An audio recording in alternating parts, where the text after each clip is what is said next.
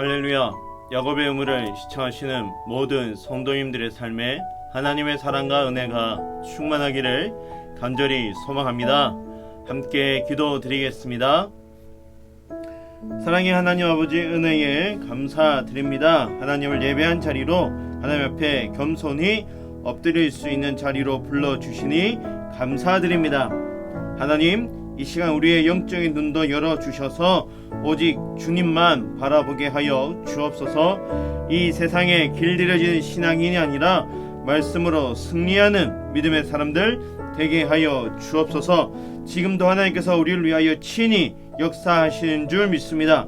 우리의 삶을 한치의 오차도 없이 인도하시는 하나님이신 줄 믿사오니 주님께서 인도하시는 그 길 믿음으로 순종함으로 힘있게 달려가게 하여 주옵소서. 또한 우리에게 역사하실 하나님 기대함으로 기도하며 기다리는 삶 되게 하여 주옵소서. 모든 것을 주님께 의탁드리오며 예수님의 이름으로 기도드립니다. 아멘. 하나님의 말씀은 출애굽기 20장 말씀입니다. 출애굽기 20장 15절 말씀 제가 봉독하겠습니다. 출애굽기 20장 15절 말씀입니다. 도둑질하지 말라. 아멘.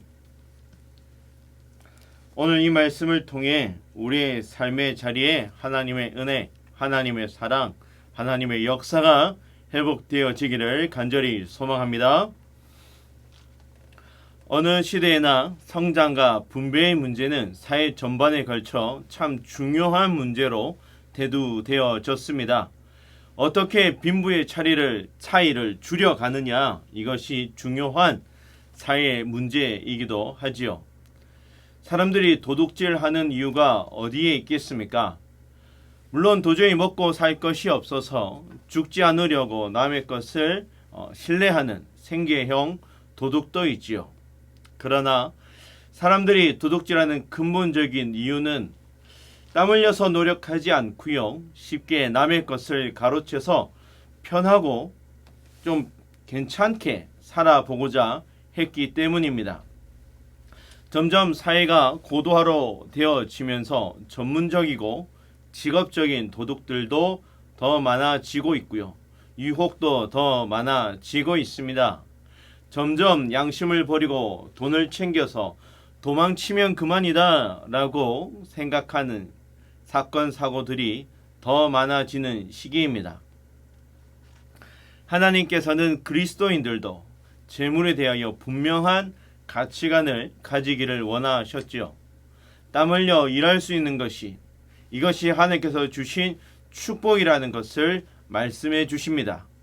그리고 하나님께서 주신 것에 만족하고 감사하는 마음으로 생활하게 해 주십니다. 남의 것에 손대는 것을 허락하지 않으셨고요, 하나님께서 나에게 맡겨 주신 것을 어떻게 선하게 사용하는가, 이것이 중요함을 알게 해 주셨습니다. 여러분, 오늘 말씀은 8번째 계명이고요, 본문 속에는 도둑질하지 말지니라 라고 말씀하고 있습니다. 이것은 하나님이 개인의 사유재산을 인정하고 보호하셨다라는 말이 담겨져 있지요. 옛날에는 대부분 노예나 농노의 삶을 살았기 때문에 주인에게 예속되어진 삶을 사는 백성들이 많았습니다. 그들에겐 자유가 없었고 재산을 허용하지 않는 경우도 많았습니다. 그렇기에 남의 것을 훔치는 자들도 더 많았지요. 율법에서는 남의 물건을 훔치는 자는 4배나 갚게 하심으로 도둑질하는 것이 얼마나 나쁜 것인지도 이야기하십니다. 여러분, 구약시대에 이스라엘 백성들의 삶을 보면 재물은 가축이었죠. 가축은 아무리 많이 가져도 훔치지 않는 이상 죄가 되진 않았습니다. 그런데 땅은 사고 팔 수가 없었지요. 하나님께서 땅에 지계표라는 것을 세워서 각 사람의 땅에 한계를 구별하게 하셨고요, 그 위치를 옮기지 못하게 하셨습니다. 땅은 하나님께서 주신 것이기에 매매할 수가 없었습니다. 그래서요, 이스라엘 백성들은 땅을 기업이라고 불렀습니다. 하나님이 나에게 주신 소중한 기초라는 뜻을 가지고 있습니다. 이스라엘 백성들은 열심히 목축을 해서 양떼와 소떼가 많아질 수도 있었고요. 또 농사를 지어 풍년의 산물을 맛볼 수도 있었습니다마는 땅은 마음대로 넓힐 수가 없었습니다. 그 이유는 땅은 하나님께서 주신 것이고 이 땅이 자신의 행복뿐만 아니라 다른 사람의 행복에도 기초가 되는 것이었기 때문이었습니다. 즉 하나님은 다른 사람의 행복을 낮춰가면서까지 자기의 행복을 넓혀서는 안 된다라는 것을 말씀하신 거지요. 그런데 신기한 것은 이 이야기를요, 출애굽이라는 시점, 하나님의 백성이 되는 시작점에서부터 듣게 하신 것입니다. 좀 나중에 들어도 될 항목 같은데 좀 살만하면 하셔도 될 이야기인 것 같은데요, 시작부터 이야기하고 계십니다. 왜 그렇게 했습니까? 애굽에서 빈손으로 나왔지만 하나님께서 모든 것을 채우시고 하나님께서 100% 채우신 삶을 맛보며 살아간다라는 것을 알게 하셨기 때문입니다. 감사하는 삶을 살게 하세요. 이스라엘 백성의 비교 대상은 출애굽에서 하나님께서 채우신 삶에 있는 것이지 다른 사람이 가진 것과 비교하는 것이 아니라는 것을 이야기하시는 거죠. 하나님의 절대 은혜, 하나님의 절대 신뢰가 무엇인지를 알게 해주시는 말씀입니다.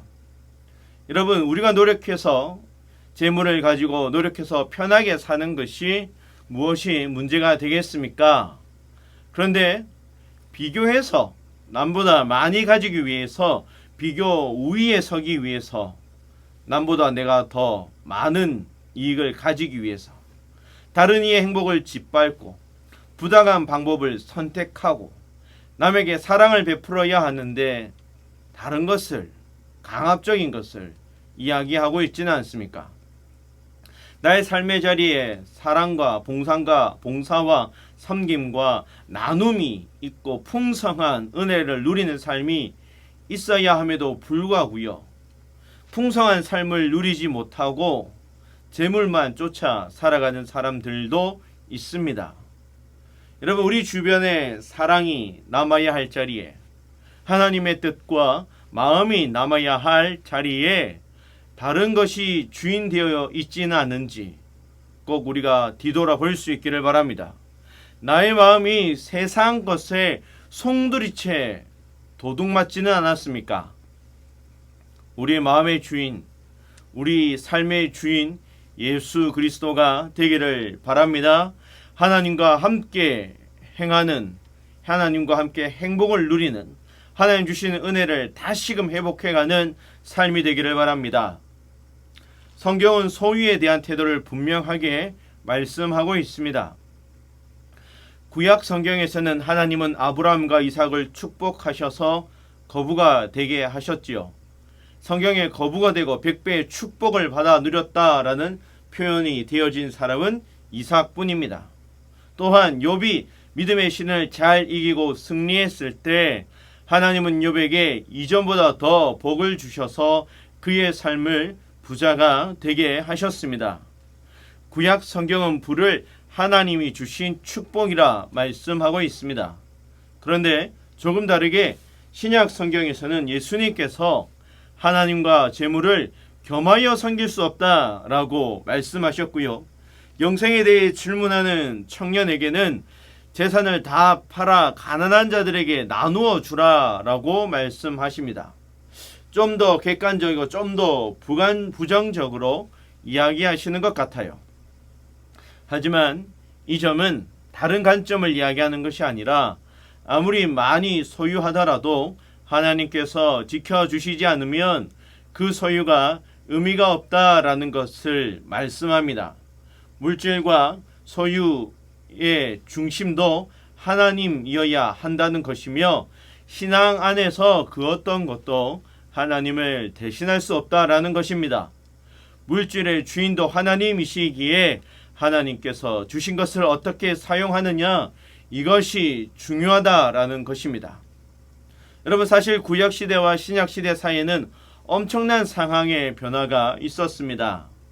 구약시대 성도들은요, 삶이 너무 불안정했어요.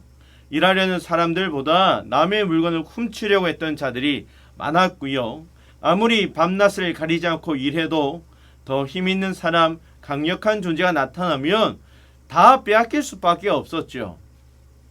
그렇기에 하나님의 보호하심, 나의 주인이 강하시다라는 것, 나의 삶의 주인이 베풀어 주셨다라는 것, 그 베푸신 것을 내가 누리고 있다라는 것, 엄청난 축복으로 여겼습니다. 그런데요, 신약 시대로 오면서는 이스라엘 백성들은 포로 시대 이후에 자기 땅이 없어졌다라는 것을 경험하지요. 하나님의 보호하심과 축복을 잃어버렸어요. 그들에게 있어서 돈이라는 것이, 물질이라는 것이, 유동 자산이라는 것이 그들의 생명이 되고 그들을 안전하게 보호해 주는 것이 되어 버렸습니다. 특히 유대인들이 세계 곳곳에 흩어져 살게 되면서요, 자신들을 보호하는 것이 보호막이라고 여겨졌던 것들이 다 사라져 버립니다. 그들 스스로를 지킬 수 있었던 것은 돈밖에 없었고요. 길을 쓰고 돈을 벌려고 했습니다. 실제로 돈이 그들의 생명, 그들의 중심이 될 수밖에 없었고요. 나라를 잃어버린 자들, 나라 없이 사는 민족의 아픔이 그들의 삶에 그대로 녹아져 있었던 것이지요. 그렇게 예수님께서 재물보다 말할 수 없이 귀중한 천국의 삶을 중심에 두라고 하십니다. 다시 회개하고 여호와께로 돌아오라고 하세요. 다시 하나님의 은혜에 기인한 삶을 살라고 하세요. 다시 하나님의 은혜의 시대를 살라고 하십니다. 이제 믿고 있던 것을 바꾸어라. 하나님을 믿는 삶을 살자라고 말씀하십니다. 여러분, 오늘 우리의 삶에 가장 중요한 것이 무엇입니까? 하나님하고 바뀌어진 것은 무엇인가요?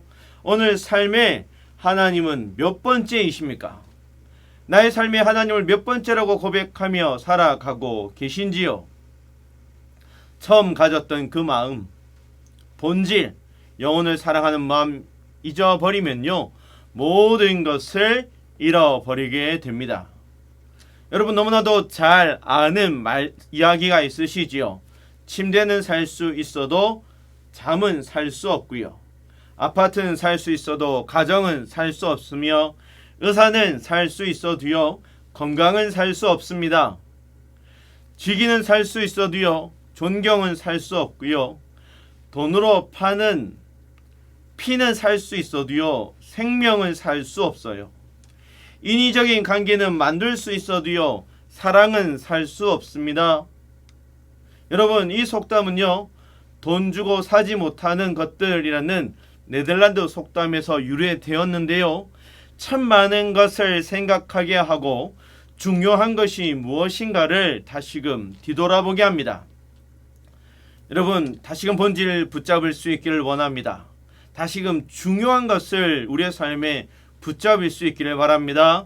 앞으로 중요한 것은요, 하나님께서 우리에게 주실 복이 어마어마하다라는 것입니다. 하나님 앞에 섰을 때에 믿음의 유산을 남기며 살아왔습니다라고 고백하는 삶 될 수 있기를 원합니다. 바울은요, 내가 비천에 처할 줄도 알고 풍부에 처할 줄도 알아 모든 일에 배부르며 배고픔과 풍부와 궁핍에도 일체의 비결을 배웠노라 라고 말씀합니다. 바울은 궁핍에만 익숙하다 말하지 않았습니다. 풍부에도 처할 줄 안다 라고 했지요. 그가 빈부를 초월할 수 있었던 것은 그의 마음에 하나님의 나라가 가장 중요한 것이었기 때문입니다. 그래서 이 모든 가정이, 이 모든 연단이 내게 유익이었노라 라고 고백합니다. 여러분, 오늘 어떤 순간 만나더라도, 어떠한 사람 만난다 할지라도, 어떠한 환경에 처한다 할지라도 우리의 삶에 감사의 고백 넘쳐나기를 바랍니다. 오늘 우리의 삶에 하나님께서 중심이 되어 있으면 하나님께서 이루실 줄 믿습니다. 염려, 고민, 걱정, 큰 어려움, 큰 아픔에 얽매여 사는 삶이 아니라 하나님께 붙잡혀 살아가는 복된 하루 되기를 간절히 소망합니다. 이 시간 우리 함께 통성으로 기도할 때에 우리 말씀을 붙잡고 나의 삶의 중심에 하나님의 은혜가, 하나님의 말씀이 회복되어지게 하여 주시고 본질을 회복할 줄 아는 삶, 하나님의 것을 붙잡을 줄 아는 삶, 하나님의 것을 잘 선용하는 삶을 살게 하여 주옵소서라고 기도하기를 원합니다. 우리 교회에 진행되어지고 있는 모든 사역을 위해 기도해 주시고, 특별히 하반기 전도 폭발이 준비되어지고 진행되어지는 가운데 기도의 역사, 중보의 역사, 소망의 역사들이 쌓여져서 복음의 역사가 일어나게 해달라고 함께 기도하기를 원합니다. 담임 목사 영육간에 강건케 하여 주시고 붙잡아 주셔서 믿음의 발자취, 선한 발자취를 남겨가는 삶 되게 하여 주옵소서라고 이 시간 우리 함께 통성으로 기도하겠습니다. 주여,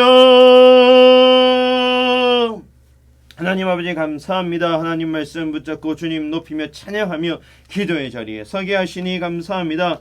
하나님, 오늘 그 일 그 사람 그것 하나님께서 풀어주셨더라, 하나님께서 행하셨더라 믿음의 고백 넘쳐나는 삶 되기를 소망합니다. 특별히 우리의 삶을 통해 놀라운 일들 이루시는 하나님 바라보게 하여 주시고, 우리의 삶을 통해 하나님께서 되게 하셨던 놀라운 믿음의 고백들이 넘쳐나게 하여 주옵소서. 하나님, 우리의 삶에 다른 것이 우선순위가 되어져 있다면, 하나님 나의 삶에 다른 것이 우선순위가 되어져서 하나님을 잊어버리게 되었다면, 나의 마음이 다른 것에 빼앗겨 버렸다면 다시금 본질을 회복하게 하여 주시고 하나님의 것을 회복하게 하여 주시며 하나님의 뜻을 찾을 줄 아는 자 되어지게 하여 주옵소서. 하나님의 영광이 나의 삶의 작지 않음을 경험하게 하여 주시고 하나님의 인도하심이 가장 선한 줄 믿게 하여 주시고, 하나님 지금도 살아 역사하시는 나의 하나님과 나의 아버지라는 것을 하나님 의심치 않게 하여 주셔서 하나님이 신뢰한 자리에 늘 서게 하여 주옵소서. 우리에게 통하여 모든 사역들을 통하여 주님께 더욱 가까이 나가는 삶이 되어지게 하여 주시고, 하반기 대신방과 전도복발 하반기 사역들 가운데 하나님 함께 하여 주셔서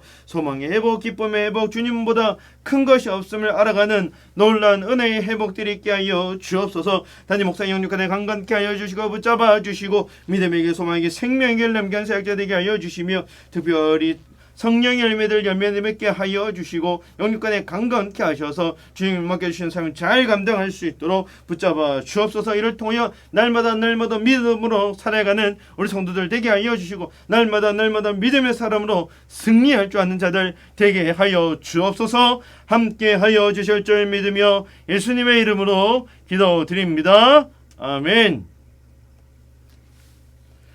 이 시간 내게 허락하신 시련을 통해 나는 믿네 함께 찬양 드리겠습니다.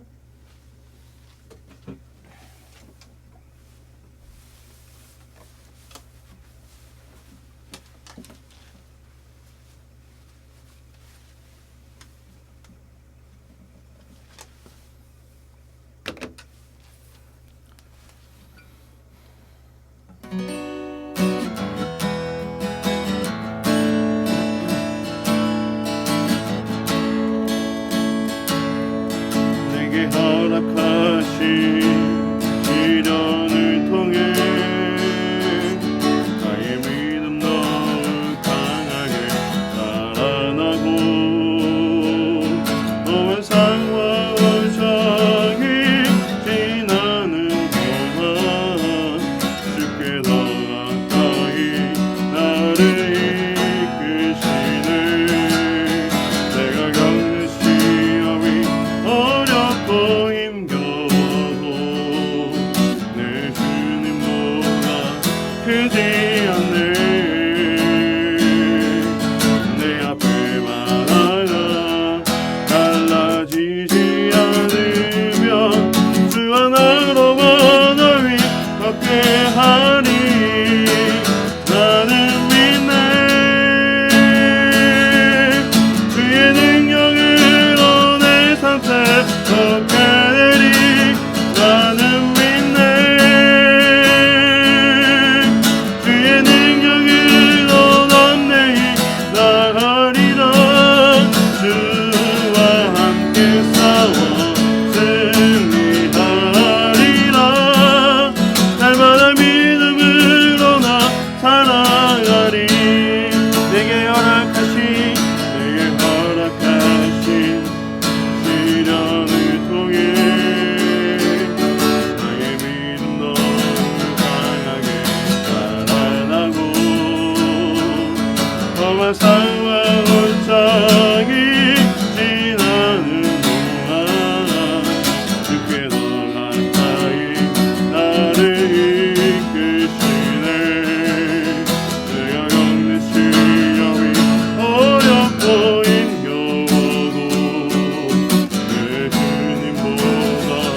크지 않네. 내 앞에 막아라 달라지지 않으면 주가 나로 변함이 없게 하리. 나는 믿네. 그의 능력으로 내 삶 새롭게 되리. 나는 믿네. 주의 능력으로 담대히 나가리라. 주와 함께 싸워 승리하리라. 날마다 믿음으로 나 살아. 나는 믿네. 나는 믿네. 그의 능력으로 내 삶 새롭게 되리. 나는 믿네. 주의 능력으로 담대히 나가리라. 주와 함께 싸워 승리하리라.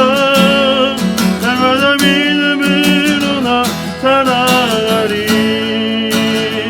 주와 함께 싸워 승리하리라. 날마다 믿음으로 나 살아가리.